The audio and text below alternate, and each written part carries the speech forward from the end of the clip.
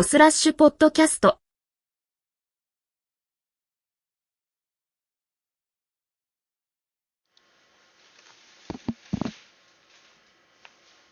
Good afternoon, good morning, and good evening to all. This is your host, Moonlit Kaiser, for Bosurasshu podcast. Glad you're all able to stop on by. Apologize for yesterday's podcast for episode 3. We had a little bit of scuffed audio going on. We were able to hear myself, but not MTZ. I think I've narrowed down the problem, so we're going to go through some troubleshooting, and hopefully we won't run into that problem again. So on today's episode 4, we've got a couple things to talk about. So the first one is recently we ended up watching the movie Megan. If anyone is actually familiar with the movie Megan, is essentially a newer age child's play, like with Chucky. It is made by Blumhouse. It is a story about originally a girl with her parents going on a trip, and they end up in a car crash. The cause of the car crash was the child really wanted the affection of her parents because they were somewhat neglectful. And in doing that, getting their attention, they weren't paying attention to the road. This was during like a very bad blizzard, by the way, and ended up causing a very bad accident that resulted in her mom and her dad losing their life. You fast forward a little bit in the story, and the little girl is now living with her aunt, which is the sister of the mom. The aunt is essentially a very smart engineer, where she creates all sorts of toys for this toy company to appeal to a wide audience of children. This experimental project that she had was a robotic doll that you see in the corner of the picture that is dubbed Megan. I don't really remember what the abbreviation is, but Megan is actually an abbreviation for what her design is. There's been a lot of conflict with the process of creating Megan. She is a very expensive thing to build. A lot of people were very shunned, or they were shunning it, that saying that it just was not within their budget to get it approved. So she kind of worked on it in secret behind the company's back, even though when they told her not to do it. And she was using her, Megan, as a trial with her new adopted daughter to see how Megan would adapt to situations, especially that of a broken-hearted child just recently losing her parents. The success originally started off very well, and as Megan slowly became more self-aware and more of a mother figure or overly protective sister figure, it's debatable, she started to become more self-aware. And that couldn't really be a good thing no matter how you look at it, especially with her mentality as being overprotective to begin with. She has shown signs of having mild OCD that eventually escalates, and that's from taking the OCD from her creator and applying it to her living within the house.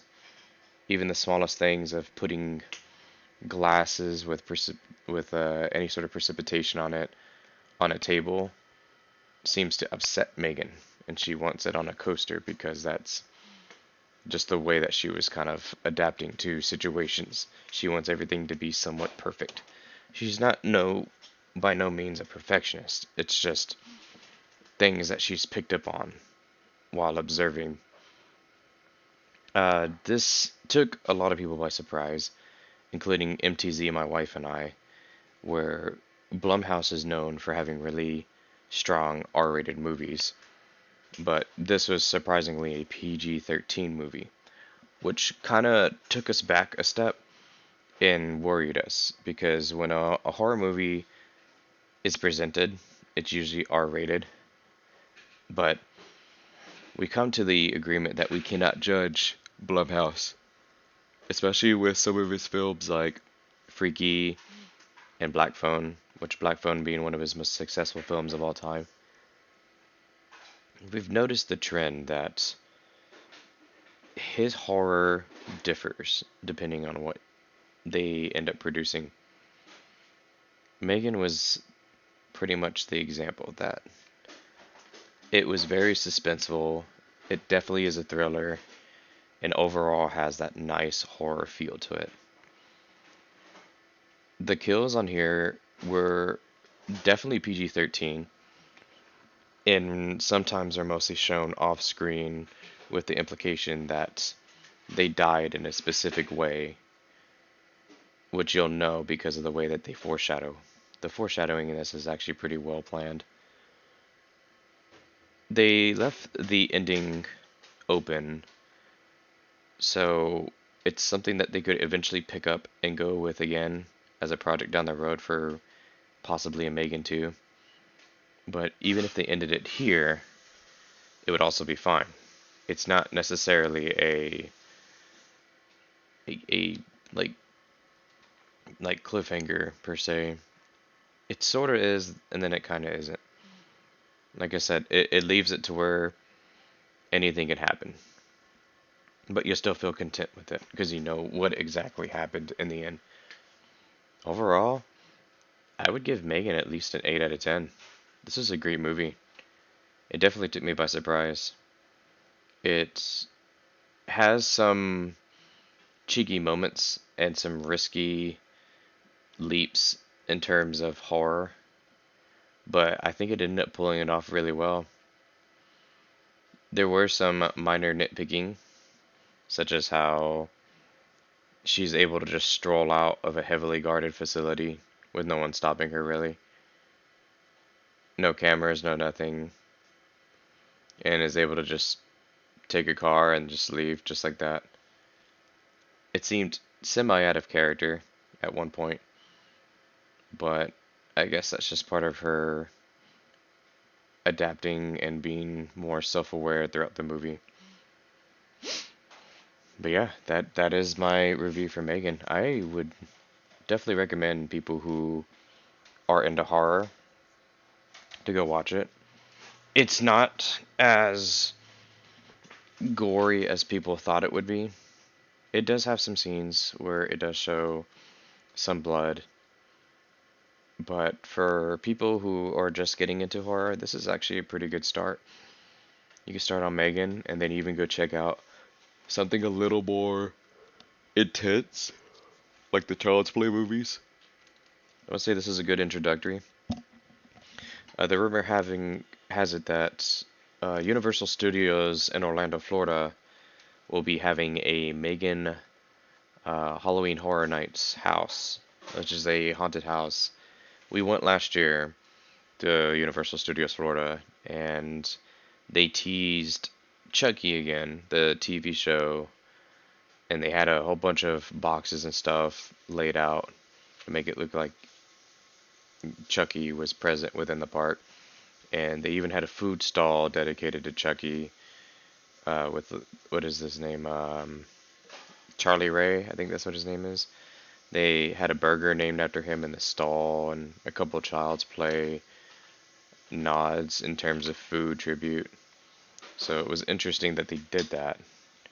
Same as how they did Evil Dead Rises was supposed to be a haunted house last year, and they didn't actually go through with it due to the postponing for Evil Dead and having to move it into next year. So it's unfortunate that it had to go through that route, but it's understandable. There's a lot of projects that had to get pushed back. So Megan's presence is already established at Halloween Horror Nights, and they've kind of leaked out that Chucky is also going to be part of it as well, which is pretty big. So we kind of see the contrast between this is that you have both Megan and Chucky, whether they're working together or going against each other, that's left to be said. But it's nice to see Universal actually taking their projects and working some creative ideas through.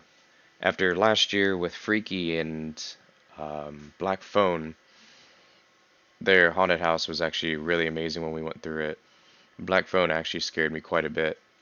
They had a scene in the haunted house where there's an indentation in the wall you can't see, and one of the scare actors is able to take it out and pop their head out and try to scare you. That was supposed to be the, what was the guy's name? The grabber or the snatcher? And ends up popping out of the hole and ended up scaring me.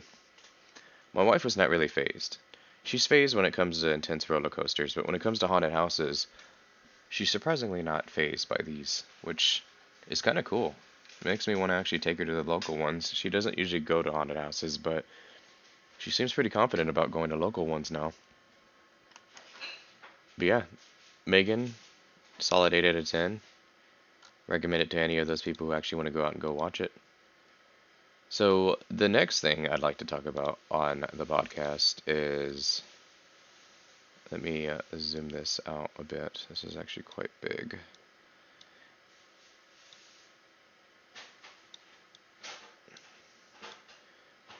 So recently, the Nintendo eShop for the 3DS has closed.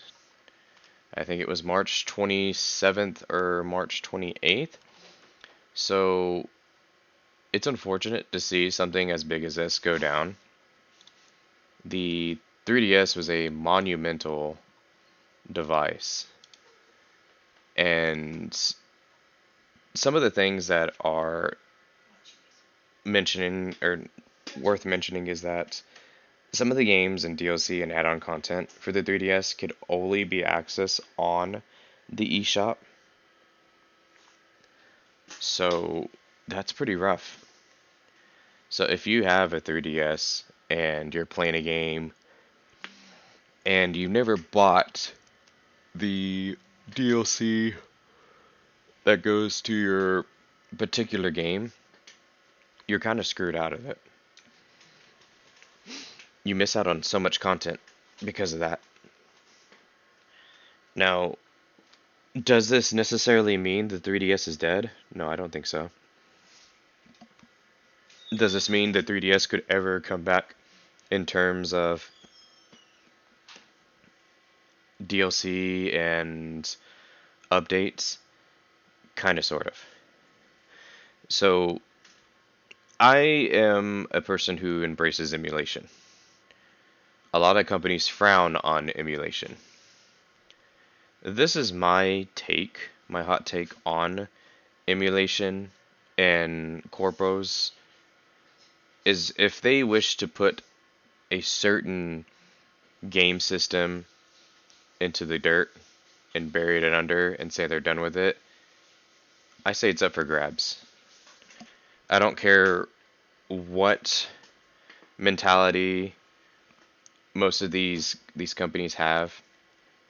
The only reason you have people today following you is because of the legacy that you had here with these games. Coming from myself, a huge Sega fan, to see so many short-lived consoles such as the Saturn and the Dreamcast with all their potential being put into the ground, it hurts. And it makes me appreciate emulation all 100% more than what I did before. I never thought I would be able to play games such as like Berserk, the PlayStation game Serial Experiments Lane, Snatcher, which is Hideo Kojima's very overlooked masterpiece, which I recommend people going to go look up Snatcher. You couldn't play these games because scalpers on the Western market and eBay will tear your bank account. They charge so much for stuff like Snatcher, for stuff like Earthbound before emulation was so heavy, Marvel vs. Capcom 2, which was a very accessible game back then, but people were charging so much for a physical copy. It's rough, especially with newer generations coming around every single year. It's more or less that they wish to play the games that we grew up with. Maybe they play a Mario game that just comes out. Maybe like Odyssey 2 or something comes out and it's their first Mario game. They love it so much, they end up watching the movie because it's ease of access. And then they wonder, oh, my friend or my dad or some family member has played several games in the past. One called Super Mario RPG for the Super Nintendo, Super Mario World 2 Yoshi's Island. Those look like good games. How do I play it? You can't really play it unless you actually go way out of your way to find these copies and buy them. And it's usually a dime a dozen to actually find them. Usually Nintendo related IP such as Mario games would be a lot easier to find and aren't heavily scalped due to how many there are circulating. But some games where people think, oh hey, Final Fight 1, Final Fight 2, I want to play those games, you end up playing it. I'd really like to play Final Fight 3. Oh wait, Final Fight 3 is like a $200 game. I don't have $200. It's sad that it has to come to that. I agree that emulation is in itself a form of piracy. But more or less, it is an archive that is consistently building throughout all these years and progressively getting better. Hell, we recently had, what was it? We had several old arcade cabinets surface that people have always wanted some sort of emulation behind. And luckily some generous donors who had it was able to upload it and we were able to emulate some of these games. And a lot of people weren't able to play these games. There was no way you could find these arcade cabinets. But luckily, due to emulation, we're able to play all these games we thought we would never played before. I live in Texas, and Texas has a pretty good video game arcade gaming scene. But even with that, some games like Primal Rage 2, which was an only arcade game, seemed nearly impossible to be able to play it. I grew up playing Primal Rage on Super Nintendo. Very overlooked, very niche fighting game.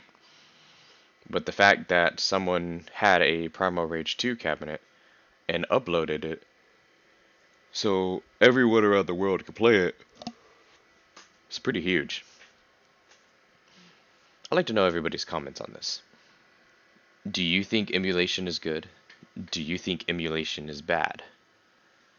Are you happy that the 3DS is now living through emulation and through hacked eshop apps? There are now apps that you can use that basically act as a pseudo eShop for the 3DS, which is really good because then that makes people be able to download games and apps and DLC that they no longer had access to.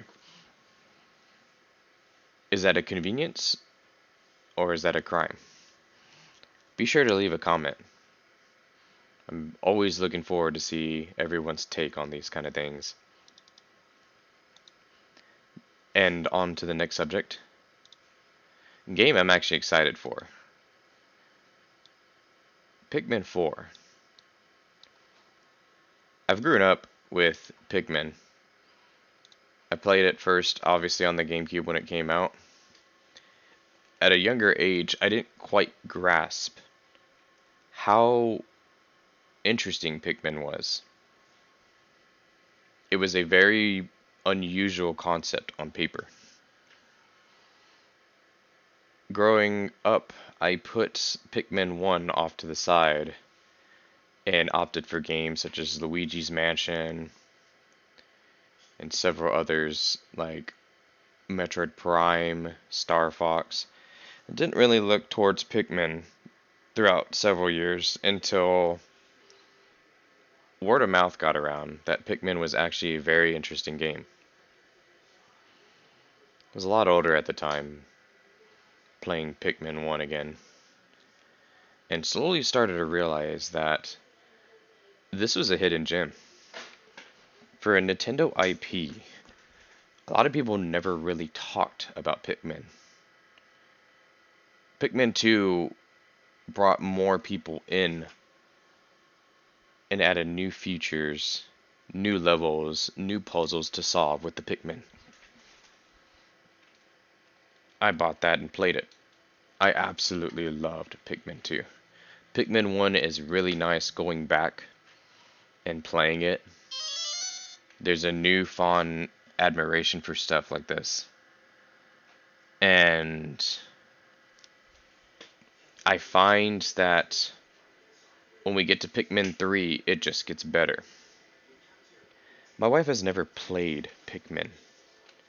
When I first bought Pikmin 3 on the Switch, never got to play it on the Wii U. I think that's what it was out on at first.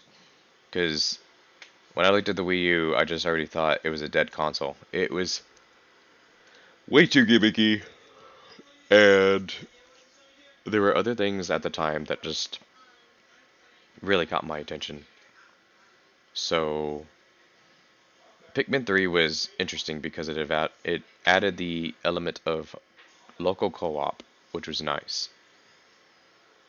Being able to share a controller with my wife and sit down as we scratch our heads to work out what should be simple puzzles, but through teamwork can actually make it quite difficult.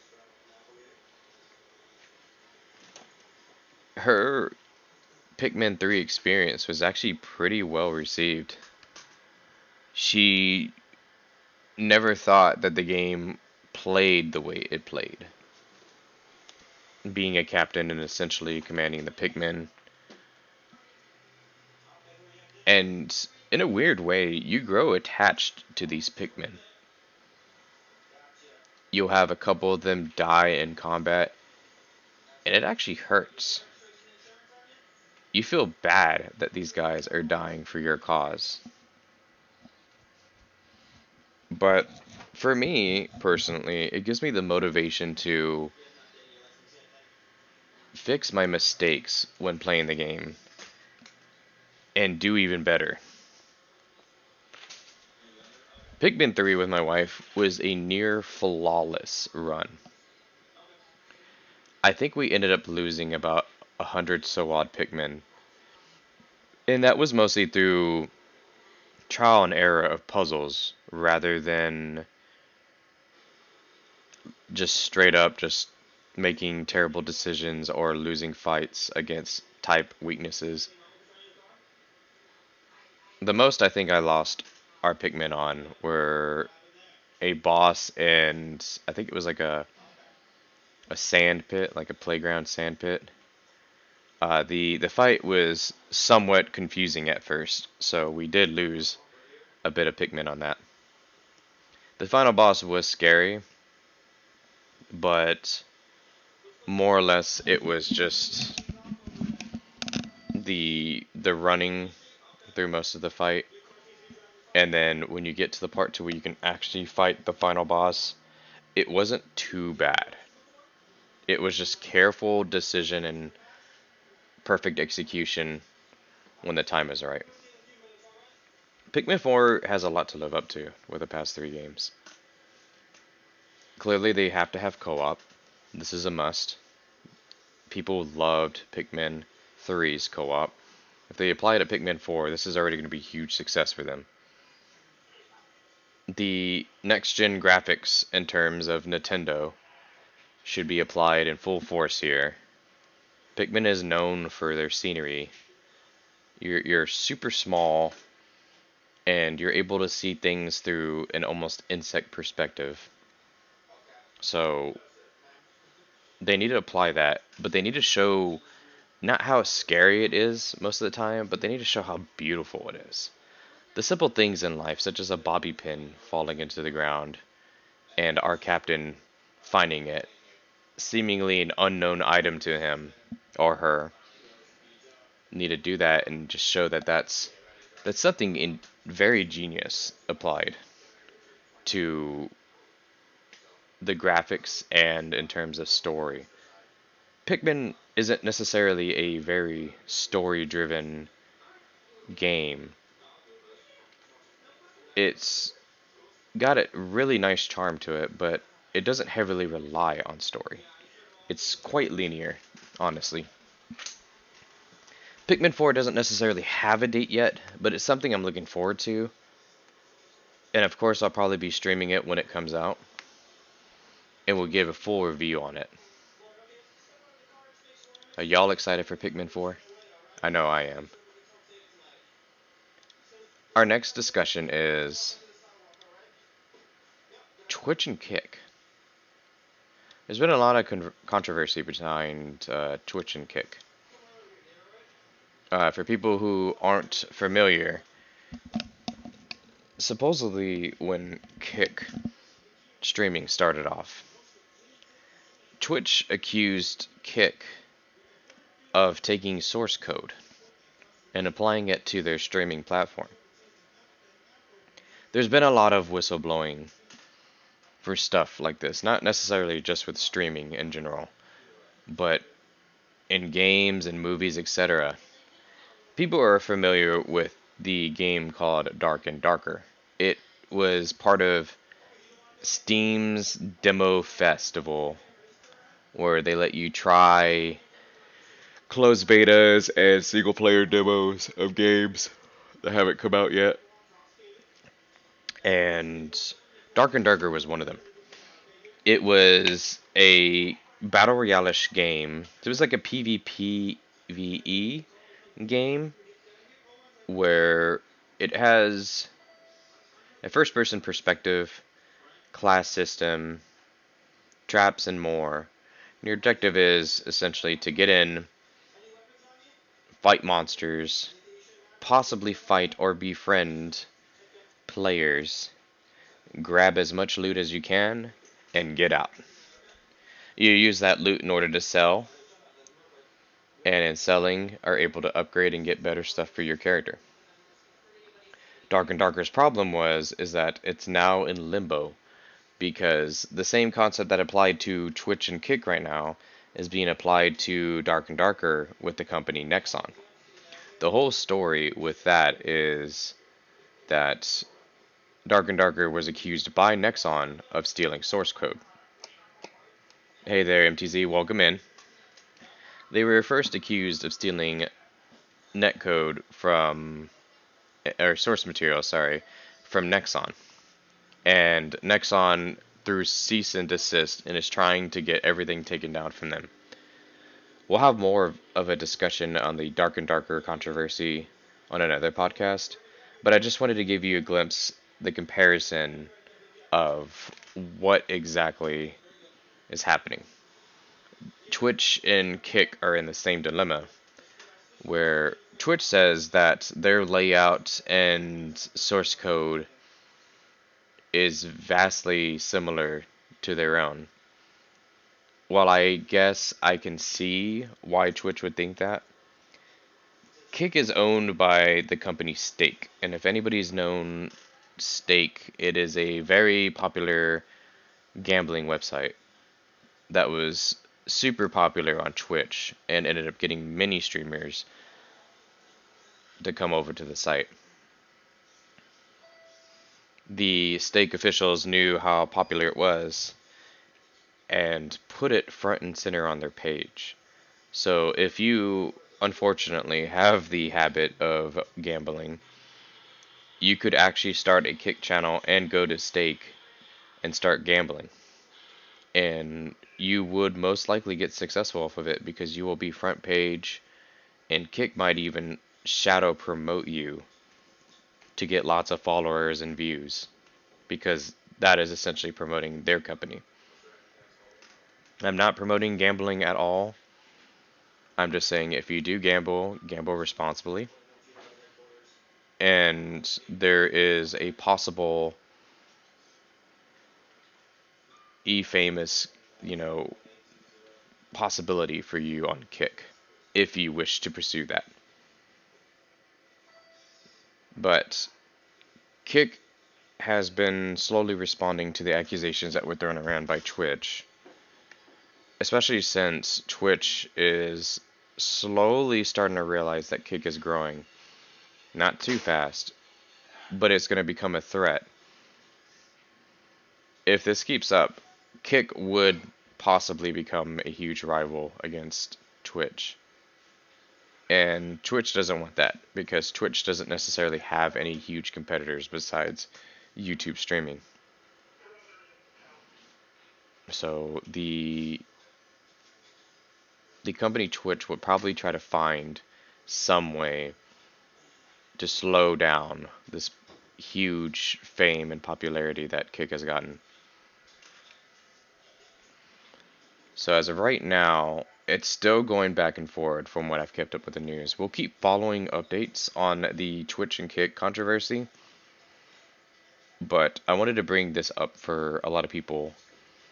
I have MTZ, where he has a huge and growing follower number on Twitch and has looked towards jumping on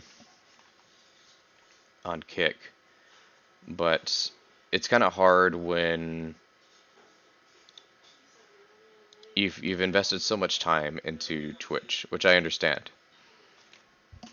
I want to be able to try Kick out. I'm uploading the VODs onto YouTube just for archiving purposes, but I had my moment on Twitch a long time ago through an older channel I had and then closed down during the COVID era. And I think it did really well. I kind of miss doing streaming. This is why I came back on Kick. It's new and it's something that I'd have time to invest into. Podcasting has been something fun, a bit scuffed, but trial and error would get everything through it. So we're going to be doing a lot more podcasts. I have an unrealistic goal of one day just saying, man, I'm at episode 1,000 for a podcast. I'd probably never achieve that goal. But if I ever do achieve that goal, I can safely say that I'll be extremely proud of myself through sticking all the way through this project. We're barely on episode 4 now, so it's much more of a daydream. But who knows? You can never doubt yourself if you have something you really want to work hard towards. So we're on to the next discussion. We'll keep up with the Twitch and Kick controversy. We're going to move on to what would be my gaming channel on here. The game I've been really wanting to play, I have a small Ambernick emulator. If anybody's ever familiar with the Ambernick system, it is essentially a handheld Game Boyish emulator.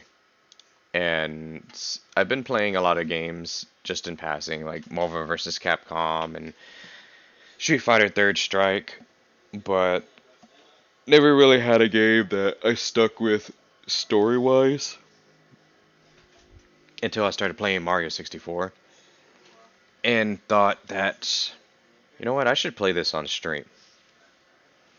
The movie just recently came out. People are kind of hyped about Mario. So I think with the channel, I'm going to start concentrating more on Mario 64. I'm going to put Fear on hold for now. Don't worry, I will come back to Fear. And Master Duel dropped their new update. I'm a little worried about the tier limit Ishizu cards. I am still running my Dinomorphia. It is my most powerful deck right now, especially since my Eldritch and my Lovely Labyrinth have been kind of nerfed.